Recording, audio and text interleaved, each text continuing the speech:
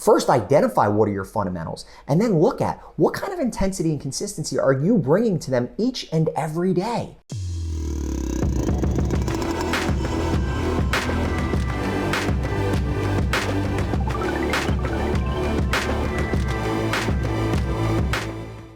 Hi, my name is Pete Kolash, high performance coach and founder of Operating Excellence. One thing I share often is the idea that intensity plus consistency with the fundamentals equals mastery. Now, dabblers and hobbyists are going to overlook this. These fundamentals aren't sexy, but true professionals in any craft, in any trade, in any industry, they're going to double down on this because they know fundamentals are fundamental for a reason. I did a simple search definition of fundamental. I see words like essential, indispensable, groundwork. So again, I ask you, how clear are you on what your fundamentals are, personally and professionally, and how committed are you to their consistent execution? I was at an event once in California, and Brendon Burchard, #1 high performance coach, is on stage. And there's 200 or so of us, fellow high performance coaches, that are listening to him speak. And one of us in the audience says, "Hey, Brendon, what do you do each and every morning to set yourself up to have a great day, right? What's your morning routine?" And I can tell right when that person asked that question, everybody looked for their pen, their paper, like they want to know what the secret formula is that he does each and every morning. So he starts explaining his morning, and he's about halfway through, and he stops. And he said, "How many of you are doing something similar?" And darn near all of us raised our hand, right? We're all high performance coaches, so we're all very plugged into our growth and development. And he said this, he said, "It's not necessarily what I'm doing."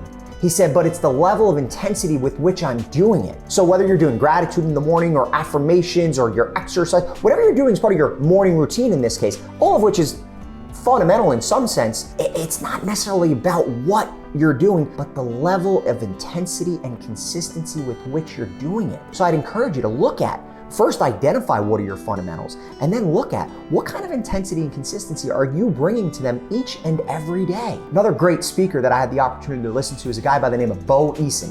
Now, he's a former NFL player, and he was telling his story. He said, "Man, when I got to the NFL, I had no business being there, right? I wasn't the fastest. I didn't have the best arm. I couldn't jump the highest." He said, "But the reason why I'd made it that far in my career," he said, "because I never let anybody outwork me." He said, "From the time that I was in Pee Wee football through modified and junior varsity and varsity in college," he said, "I made a promise to myself.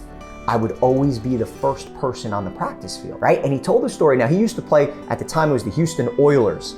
He got traded to the 49ers. 49ers, my favorite team. So I especially love this story. But it's his first day with the 49ers, first day of practice. He gets to practice, as promised, 3 hours early. Gets to practice, gets in the locker room, puts on his practice gear, goes out to the practice field. Do you know who's already out on the practice field? Jerry Rice. Hey, he thinks to himself, "This guy's the greatest wide receiver of all time. I'm supposed to be the first one on the practice field. What's he doing here?" Right, so he goes about his business, first day of practice, and everybody's sort of getting acclimated, so they're doing very fundamental drills, right? Joe Montana, quarterback, throw the ball. Jerry Rice, receiver, catch the ball, right? Very fundamental drills. And he's watching, right? He's watching all the receivers and whatnot, and receivers, some of them are divas, right? And he tells this story, fantastic story. He says, these receivers get up to the line of scrimmage, right? And they're all cool, and they got their swag, they got the gloves, and they got the armbands, right? And they get up to the line of scrimmage, right, in practice.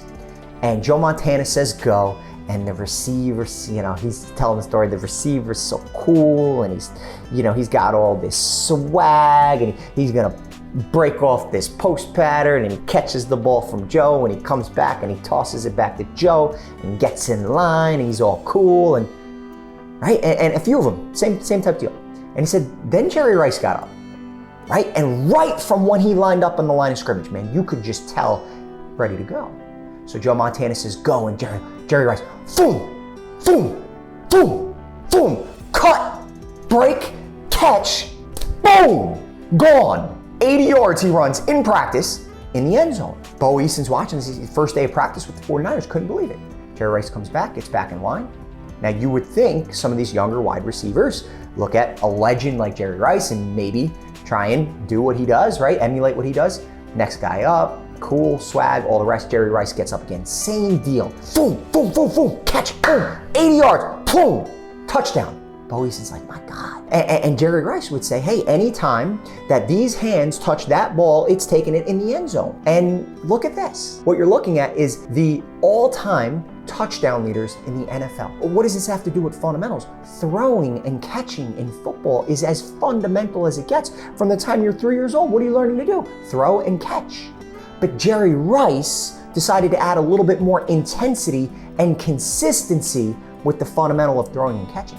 And I'd say it worked out pretty good for him. Just for my NFL enthusiasts out there, the second all-time touchdown leader in the NFL was a guy by the name of Randy Moss. He had a pretty good career as well, but not even close to Jerry Rice. And I see it all the time, regardless of the arena that we're talking about. I'm just referencing sports. I love sports, but whether it's sports or it's business or it's relationships with your spouse, with your kids, in general, it's your health, physically, mentally, spiritually, it's your lifestyle. Whatever it is, whatever the arena, I see a disregard of fundamentals. Fundamentals are fundamental for a reason.